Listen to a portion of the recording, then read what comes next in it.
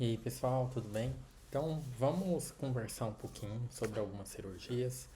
E hoje, especificamente, vamos falar sobre lipoabdominoplastia, né? Que basicamente trata-se da associação de lipoaspiração com abdominoplastia, que é aquela retirada do excesso de pele na região inferior do abdômen.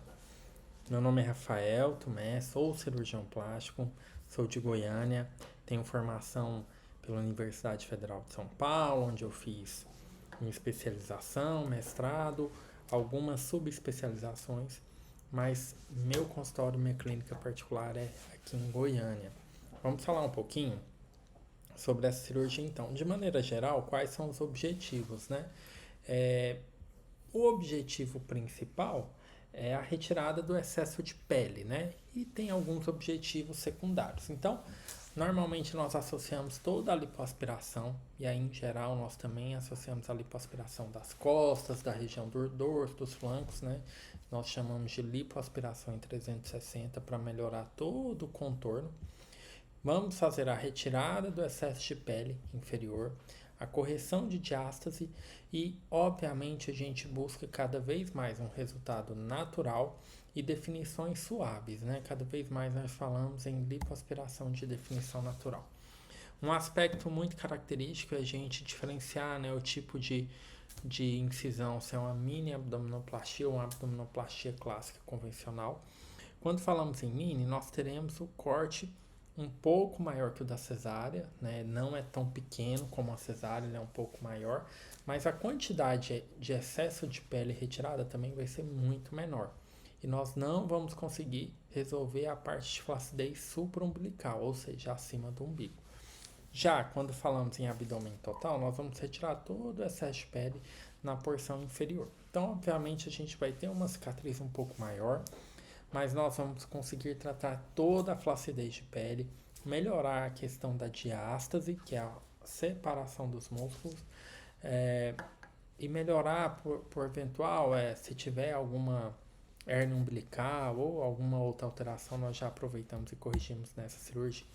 O que é a diástase? Basicamente, antes da gestação, né, e antes de grandes ganhos de peso, nós temos o músculo reto do abdômen, ele costuma ser junto, né? E após gestação, nós costumamos observar essa separação. Em alguns graus são menores e outros maiores. O que nós fazemos durante a cirurgia? Fazemos a correção da diástase, que basicamente se trata da passagem de pontos aqui, e assim, dessa maneira, nós conseguimos evitar essa flacidez aqui nessa região abdominal que causa aquela projeção, né? Aquele abdômen ali estufadinho.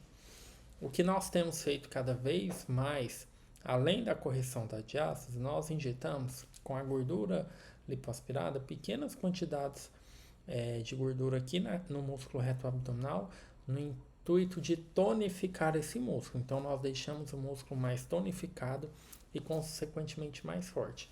E aí, consequentemente, a gente consegue uma definição mais natural. Então, se é uma paciente que se cuida, que treina, que malha, ela pode apresentar um abdômen um pouco mais tonificado, um pouco mais definido. Já se é uma paciente que não faz tanta atividade física, isso não vai aparecer tanto, vamos dizer assim.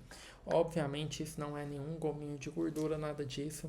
A ideia aqui tem uma questão funcional mesmo, não só pela correção da diástase, mas pela tonificação do músculo, dando um maior fortalecimento, uma naturalidade no abdômen, né? Normalmente, o que a gente vai solicitar no pré-operatório, né? Para toda cirurgia que a gente vai fazer, a gente tem que passar por pré-operatórios. Então, exames laboratoriais, no caso, a gente vai precisar de exames de imagem do abdômen, uma avaliação do cardiologista. Hoje, nossa grande preocupação é trombose, então nós também pedimos avaliação do cirurgião vascular para que ele faça o score de risco de uma eventual trombose e assim já recomende a profilaxia, além da bioimpedância, que é o que nós chamamos de gordura visceral, que é uma grande limitação que nós temos nessa cirurgia. Como é isso? O que se trata a gordura visceral? É aquela gordura que está abaixo do músculo.